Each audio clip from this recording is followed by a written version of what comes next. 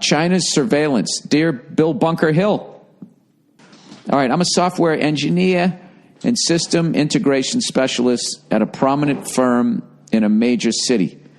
I won't state my political affiliation because I know you hate that move as much as I do. Good, let's get into it. I'm terrified that my children will have little to no privacy in their adult lives. Being in tech, I'm becoming aware of the capabilities and advances in surveillance systems.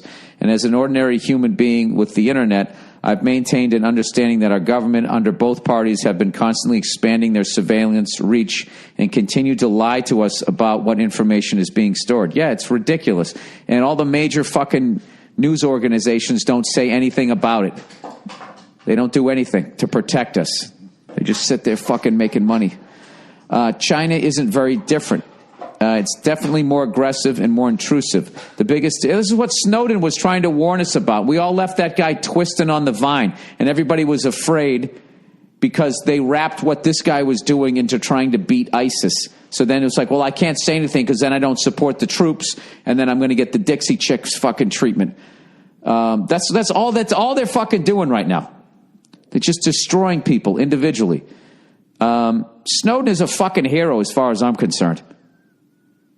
Goddamn fucking lunatics. It's like, how much more do they need to know about you? Just sit down at the airport. You go through fucking security. Then it's like, you don't want to stand in that. Now go through TSA. You got to answer all this shit and get fucking fingerprinted. And now that line's clogged up. So now the next one, people are fucking sticking their goddamn retinas in there. It's unbelievable. All right, drop your pants and spread your butt cheeks is going to be the next one to get through the line fucking quicker. And people would do it because it'll be more convenient. All right, the biggest difference is that they have the decency to not try and hide it. Or maybe you think it's better to be lied to. I don't know. Well, I think it's because China can just fucking, as far as I know, on mainland China, the level of rights that you have versus what you have over here. I think over here you have to lie. Because they don't have the right to do what they're doing, probably. I don't know. This article lays out the way in which our government surveillance is going to be able to access everything in a Chinese citizen's life, both at work and at home. In which government? Not our government. One of the most important advancements being made is not just the collection of data, but the sorting of data and the ability to sift through billions of communications for specific content. This is why the FBI and CIA have had information on terrorist activity, but had no way to access it if through all the bullshit. Yeah, so the thing is, so what people will say was, well, as long as I'm not out there trashing, saying I'm a Muslim, I won't have a problem. Back to my kids, because this is the thing, they're going to use that to then access all this other shit, as they always do. Back to my kids. Most government technology eventually makes its ways to the public. When my children are in their adult life, all of their previous years will be stored somewhere to create a case against them based on the person that they were and not who they've become. Jesus Christ, that last statement there might be the most intelligent thing anybody's ever sent in.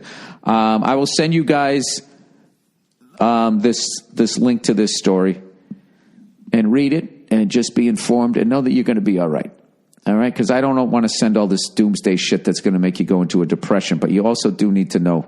It would be nice if people knew what was going on. And I think this is a time where people, I just feel like everybody wants to start speaking up like, what are we doing? And not in an anti-USA fucking way, but, at some point somebody has to kind of step up here. I think we kind of need to look at the finances of how much this fucking non-ending war is costing us. And at some point, we're going to have to pay all of that back. $700 billion a fucking year. I mean, I would really be a sad thing if 3,500 fucking jerk-offs that train on a jungle gym were to bankrupt this great nation. I mean, at some point, we do have to, there has to be a way to discuss that without somebody yelling at you saying you don't support the troops. Just to, because maybe they haven't worked out. Maybe there is a solution. It would be nice as a citizen who's paying ungodly taxes, who would like to see them go to some shit over here, like making public schools good again, Maybe get some people off the streets that need some help. You know, all these Shutter Island people fucking walking around. They used to have facilities that they could go to. You combine that with the fact that they can now go in and buy a bazooka and not have to wait longer than 3 fucking minutes, and all of a sudden you're starting to have some problems. You fucking call me, motherfucker. Don't bring that up. Why did I blame the South for that? You know, that's not true. I should sound like I got to get a good corporation impression. You're clearly against the United States of America.